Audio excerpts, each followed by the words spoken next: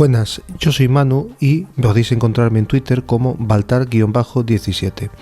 Hoy os enseñaré a cómo hacer y editar las capturas de pantalla. Solo tenemos que pulsar el botón Power y el botón de subir volumen, simultáneamente los dos a la vez.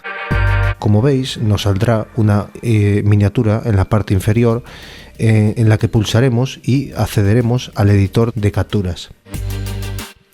Como podéis ver en la parte de abajo, podemos graduar la opacidad y en la parte de arriba escogeremos el grosor del rotulador o el bolígrafo que estemos utilizando en cada caso, viendo cómo va variando el porcentaje en el rotulador cuando cambiamos el tipo de opacidad.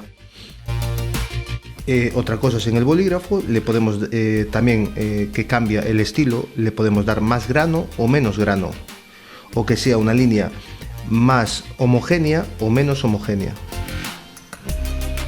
Cuando pulsamos en la goma de borrar nos ofrece dos opciones: borrar pequeños trocitos de estamos dibujando o borrador de objetos, que nos borra entero el trazado que hayamos hecho.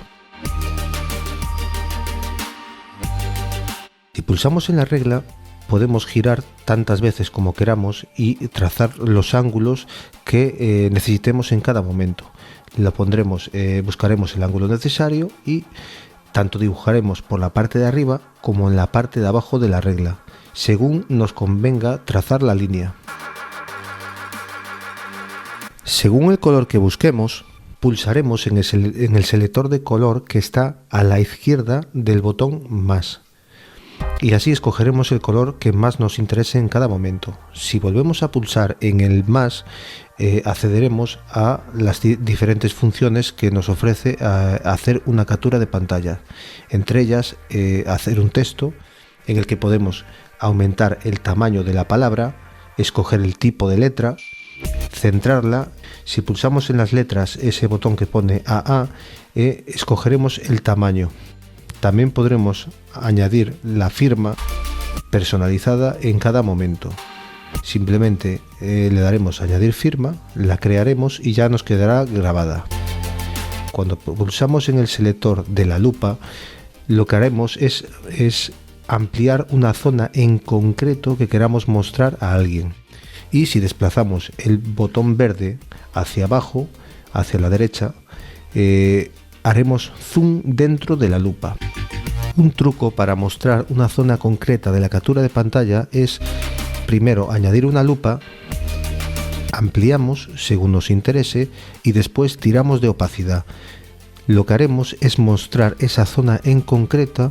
Todo lo que está fuera de la circunferencia quedará oculto a la persona que le queramos enviar la captura de pantalla. En la parte inferior del globo de marcación de captura nos encontraremos diferentes formas geométricas que utilizaremos según más nos convenga, dándole más grosor o menos grosor según lo que nos interese en cada momento.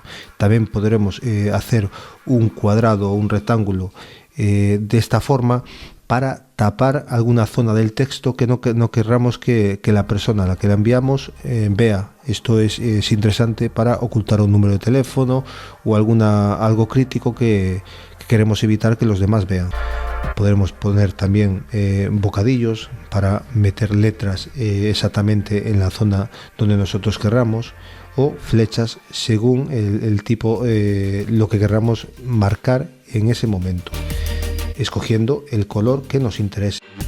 Las capturas de pantalla dentro de Safari son un poquito especiales, un poquito diferentes a lo que hemos visto hasta ahora, porque nos dará opción de mandar la pantalla o que nos un fragmento de la pantalla completa, en la que podremos recortar por la parte superior o por la parte inferior o en ambos lados de la captura, siempre marcando lo que a nosotros nos interese.